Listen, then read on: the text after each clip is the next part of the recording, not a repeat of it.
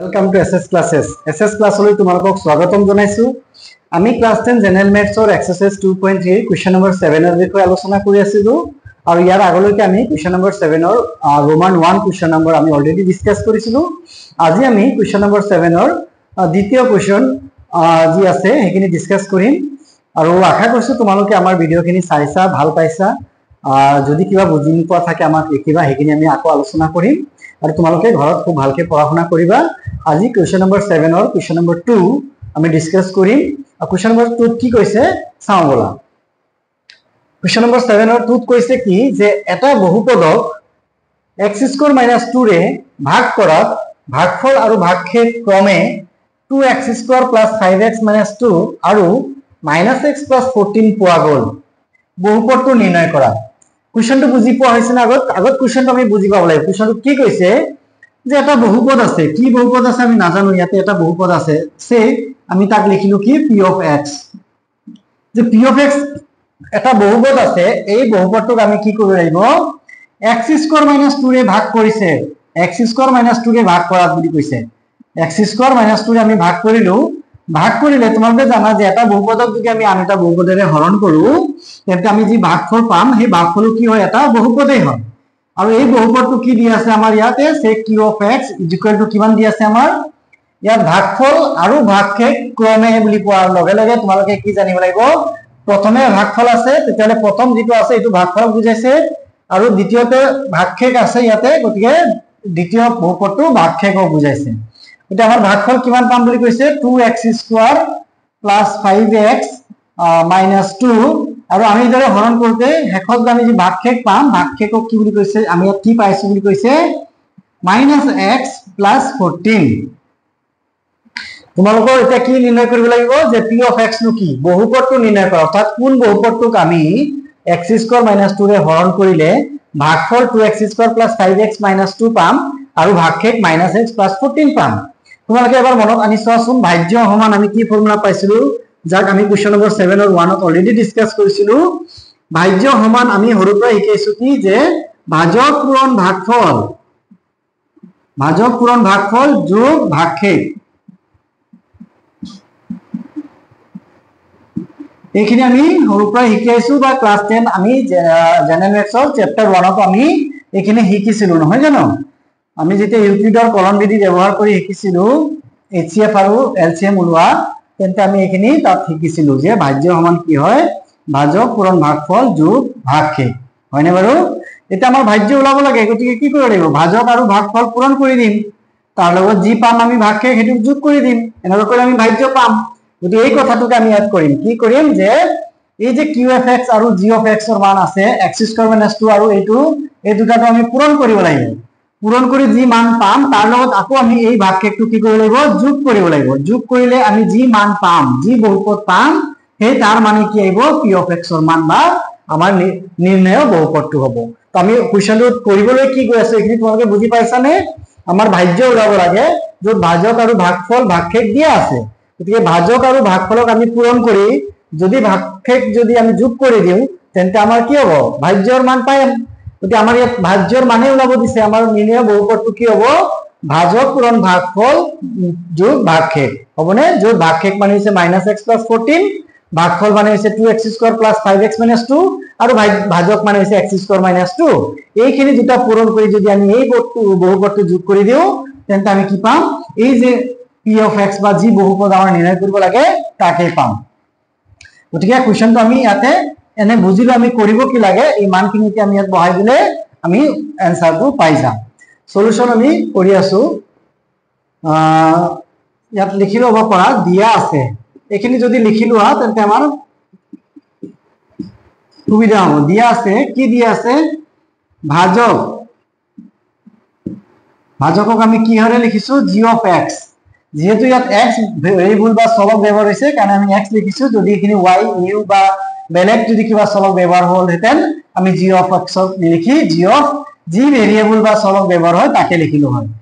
এতিয়া ভাগফল ভাজক কিমান হয়, ভাজক মানে হৈছে কিহেৰে হৰণ কৰিছো x² - 2 ৰে, ভাজকৰ লগত সদায় ৰে শব্দটো থাকিব আৰু 2 শব্দটো কাক থাকিব য'ত থাকিব তাক জানিবা এইটো ভাজ্যক বুজাই আছে। g of x = কি আহিব x² - 2, দেন ভাগফল আমার দিয়া আছে, ভাগফল কি দিয়া আছে কিউ অফ এক্স এর ভাগফল কিউ অফ এক্স কিমান হয় ভাগফল 2x square plus 5x minus 2 আৰু ভাগশেষ আমি কি লিখো ভাগশেষক আমি লিখো r of x is equal to minus x plus 14 minus x plus 14 নির্ণয় কৰিব লাগে কি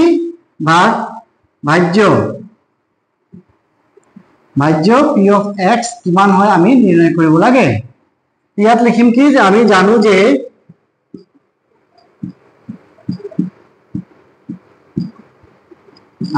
যে কি জানো আমি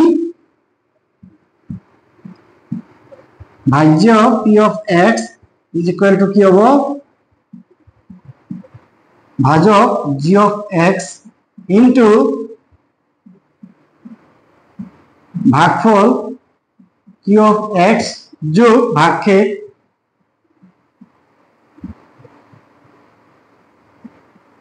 r of x যোগ r of x। এটা p of x মানে আমি কিমান নাজানো ভাজকৰ মান জানো x square minus 2 x square minus 2 আমি ইয়াত লিখিলো পূৰণ কৰি আছো কিহেৰে পূৰণ কৰিম ভাগফল কিমান 2x square plus 5x minus 2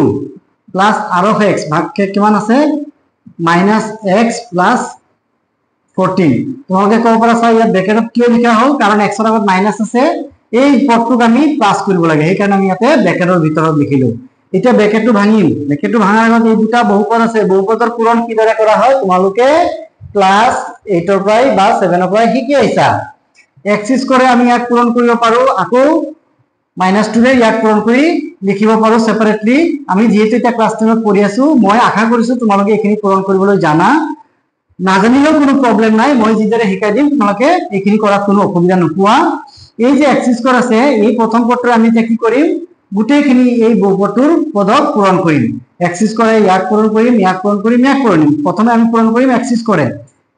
স্কয়াৰে যেতিয়া পূৰণ কৰিম তেন্তে যদি হেতু চলকবিলাক একে হয় চলকবিলাক একে হোৱাৰ লগে ঘাতবিলাক কি হ'ব যোগ হ'ব কাৰণ আমি পূৰণ কৰি আছো আৰু যিবোৰ হহক আছে সে x স্কয়াৰ আগত ইয়াত হহক কিমান আছে 2 ইয়াত x স্কয়াৰ আগত হহক একোনে মানে 1 আছে এই হহকবিলাকৰো পূৰণ হ'ব হহকবিলাক পূৰণ হ'ব আৰু যেহেতু x ভেৰিয়েবল বা চলক ব্যৱহাৰ হৈছে সেই x ৰ ঘাতবোৰ কি হ'ব যোগ হ'ব কাৰণ আমি পূৰণ কৰি আছো পূৰণ কৰিলে কি হয় তোমালোকে এটা ফৰ্মুলা পাইছিলা a to the power m into a to the power যদি n থাকে পূৰণ হোৱাৰ লগে লগে a to the power m plus n হয় নহয়নে বাৰু এইখিনি আমি শিকি আহিছো গতিকে ইয়াত একোনে মানে 1 আছে 1 into 2 2 x square into x square x to the power কি আহিব 4 x to the power 4 কৰ পৰা আহিলে কাৰণ ভেৰিয়েবল ইয়াত চলক x ৰ ঘাত 2 আছে ইয়াতো ঘাত 2 আছে যদি x square into x square হলে ইকুৱেল টু কি আহিব x to the power 2 plus 2 এই ফৰ্মুলা মতে ইকুৱেল টু কি আহিব x to the power 4 then আকৌ ইয়াত এটো লগত এটো পূৰণ কৰিম plus into plus plus 1 into 5 5 x square into x এতিয়া ইয়াত 2 আছে ইয়াত 1 আছে গতিকে প্লাস লৈ কি আহিব x কিউ আহিব plus into minus minus so x square আগত একোনে মানে প্লাস চিন আছে 2 ৰ আগত কি আছে মাইনাস গতিকে plus into minus minus 1 into 2 2 x square আছে x square টো আহিব আমি 2 actually x square পূৰণ কৰিলো -2 x square পালো এতিয়া x square ৰে ইয়াৰ প্ৰতিটো পদ পূৰণ কৰা হ'ল নে হ'ল আমি x square into 2 x square পূৰণ কৰি 2 into x to the power 4 পালো x square into 5x পূৰণ কৰি আমি 5x কিউব পালো x square into -2 লগ পূৰণ কৰি -2 x square পালো এতিয়া আমাৰ x square পূৰণ কৰা যেতিয়া শেষ হ'ল এতিয়া আমি -2 ৰে পূৰণ কৰিম এতিয়া কিহেৰে পূৰণ কৰিম -2 ৰে মনত ৰাখিবা চিনৰ ইম্পৰ্টেন্স আছে ইয়াতে minus into plus minus 2 into 2 4 x square আছে x square আহিব কাৰণ ইয়াত x নাই গতিকে এটো কেৱল সংখ্যা লগত পূৰণ কৰিলে কেৱল হহকবিলাক পূৰণ হ'ব যি চলক আছে চলক একে থাকিব কাৰণ ইয়াত কোনো ধৰণৰ চলক নাই আগত x square ৰে পূৰণ কৰতে কি আছিল ইয়াত চলক আছে সেই কাৰণে ইয়াত যিবিলাকত চলক আছিল তাৰ চলকৰ ঘাতবোৰ যোগ হৈ গৈছিল so minus into plus minus 2 into 2 4 x square আছে x square আহিব minus into plus minus 5 into 2 10 x then minus into minus plus 2 into 2 4 এইখিনি আমি -2 ৰে হৰণ কৰি পালো -2 ৰে হৰণ কৰিলো এইখিনি পালো এটা ইয়াৰ আগত ব্ৰেকেটৰ আগত কি আছে প্লাস যদি ব্ৰেকেটৰ প্লাস থাকে তেন্তে ব্ৰেকেটৰ ভিতৰত যি আছে সেই মতে আহি যায় যদি মাইনাস থাকে তেতিয়াহ'লে কি হয় ব্ৰেকেটৰ ভিতৰৰ চিনবিলাক সলনি হৈ যায় তে ইয়াত আমি plus into minus minus x ইয়াত একো নাই মানে কি আছে 1 আছে 1 into x x minus plus into plus plus 14 অর্থাৎ এইটো তোমালোকে জানিবা যে যদি ব্ৰেকেটৰ ভিতৰত x প্লাস y আছে মাইনাস x প্লাস y আৰু ইফালে প্লাস চিন আছে ব্ৰেকেট আমি গোছালে কি হ'ব ব্ৰেকেটৰ ভিতৰত যি চিন আছে হেই আহিব মাইনাস x প্লাস y আহিব কিন্তু যদি ইয়াত মাইনাস চিন থাকে তেতিয়া ব্ৰেকেটৰ ভিতৰত যি চিন আছে তাৰ বিপৰীত চিন আহিব মাইনাস x আছে তো প্লাস x আহিব প্লাস y আছে তো কি আহিব মাইনাস y এইখিনি আমি সৰু পৰাই কেইদৰে কৰা হয় শিকি আহিছো নহয় নে বাৰু সো আমি এটা এইখিনি পালো এইখিনি পোৱাৰ পিছত এটা আমি সজাই লিখিম 2 * x to the power 4 আৰু কৰবাত আছে নে নাই আমি সদৃশ পদবিলাক কি কৰিম যোগ বিয়োগ কৰিম সদৃশ পদ কোনবিলাক তোমালোকে জানাই যিবিলাক পদৰ চলকবোৰ একে লগতে চলকৰ ঘাতবিলাকো একে গতি ইয়াত x to the power 4 ৰ কোনো পদ নাই x to the power 4 থাকিলে ইয়াত x³ আছে বাকি কত x³ নাই গতিকে আমাৰ 5x³ থাকিব ইয়াত x² আছে ইয়াত x² আছে ইয়াত -2x² -4x² -2x² -4x² যেতিয়া কৰো আমি যেহেতু চলকবিলাক একে লগতে ঘাতবোৰ একে গতিকে এইবিলাক কি হয় সদৃশ পদ এইবিলাকক আমি ইংৰাজীত লাইক টাৰ্ম বুলি কওঁ এটোক আমি অসমীয়াত সদৃশ পদ বুলি কওঁ সদৃশ পদবিলাকক আমি যোগ বিয়োগ কৰিব পাৰো ওকে সদৃশ পদবিলাকক আমি যোগ বিয়োগ কৰিব পাৰো 2x ক আমি কেতিয়া y লগত প্লাস কৰি কিমান হ'ব এক্স্যাক্টলি ক'ব নোৱাৰিম বা 2x + x² কিমান হ'ব আমি এক্স্যাক্টলি ক'ব নোৱাৰিম কিন্তু 2x² + x² যদি থাকে যেহেতু এইবিলাক পদ এটো চলকবোৰ একে লগতে ঘাতবোৰ একে তাৰ মানে এইখিনি কি হৈ গ'ল এতিয়া সদৃশ পদ হৈ গ'ল সদৃশ পদ হোৱাৰ লগে লগে আমাৰ সহগবিলাকক কেৱল যোগ বিয়োগ কৰিলে হ'ল 2 + 1 3x² আহি যাব ইয়াত আমাৰ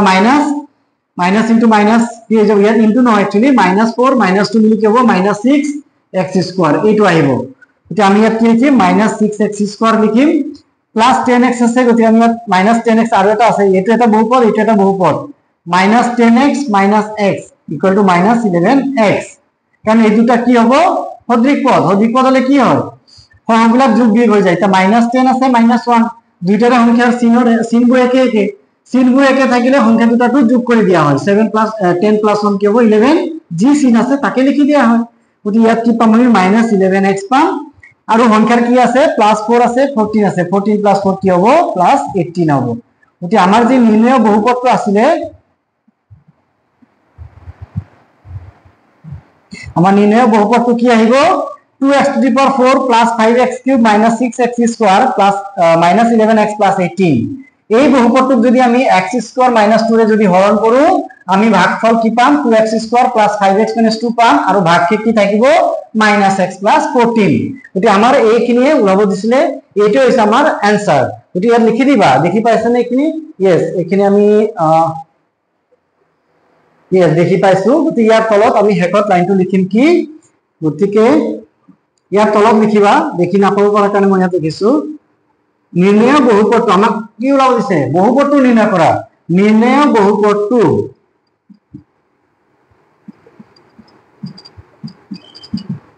হল কিমান নিৰ্ণয় বহুপদটো হল এইখিনি ইয়াত আমি লিখি দিম নিৰ্ণয় বহুপদটো হল 2 * x⁴ + 5x³ -6x² এইখিনি নিৰ্ণয় বহুপদটো হল বুলি লিখি এই লাইনটোকে আকৌ এবাৰ লিখি দিব লাগিব মানে ইয়াত তোমালোকে দেখি নাপাবা সেইকাৰণে মই ইয়াত হেৰি কৰি দিয়া নাই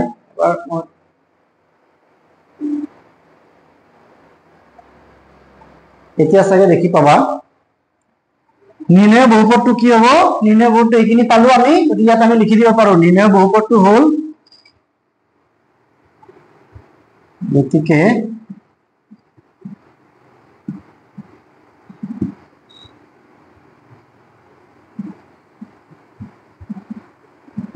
নিৰ্ণয় বহুপদটো কি হ'ব এইখিনি 2x to the power 4 plus 5x³ minus 6x² minus 11x plus 18 এইটোৱে আমাৰ হ'ব आंसर ওকে এইটো আমাৰ কি হ'ব आंसर যে আমি এই বহুপদটোক যদি আমি x² - 2 ৰে হৰণ কৰো তেন্তে ভাগফল আৰু ভাগশেষ ক্ৰমান্বয়ে 2x² plus 5x - 2 আৰু -x plus 14 আহিব হ'বনে বাৰু আশা কৰিছো তোমালোকে এইখিনি কোৱেশ্চন বুজি পাইছা কোনো ডাউট নাই যদি ডাউট থাকে তোমালোকে লিখিবা হেখিনি মই ক্লিয়াৰ কৰাই দিম মাকো এবাৰ আলোচনা কৰি দিম তোমালোকে ঘৰত ভালদৰে পঢ়াশুনা কৰা যদি কিবা আগৰ কুৱেশ্যন বিলাকো যদি কিবা বুজি নোপোৱা থাকে তেন্তে তোমালোকে কবা, সেইখিনি আমি আকৌ এবাৰ আলোচনা কৰিম। আৰু পৰীক্ষাত যেহেতু অবজেক্টিভ কুৱেশ্যনবোৰ আহে, আমি এইদৰে এইখিনি শিকি লোৱাৰ পিছত আমি অবজেক্টিভ কুৱেশ্যন বিলাকো কিদৰে আমি সোনকালে কৰিব পাৰো বা পৰীক্ষাত 1 মাৰ্কৰ কুৱেশ্যনবোৰ সময় কম খৰচ কৰি বা কম সময়ত আমি কিদৰে সঠিককৈ আনসাৰবোৰ পাব পাৰো, সেইখিনি আমি শৰ্টকাট মেথডত কিদৰে কৰা হয় এইখিনি আমি শিকিম। হ'বনে বাৰু? Thank U.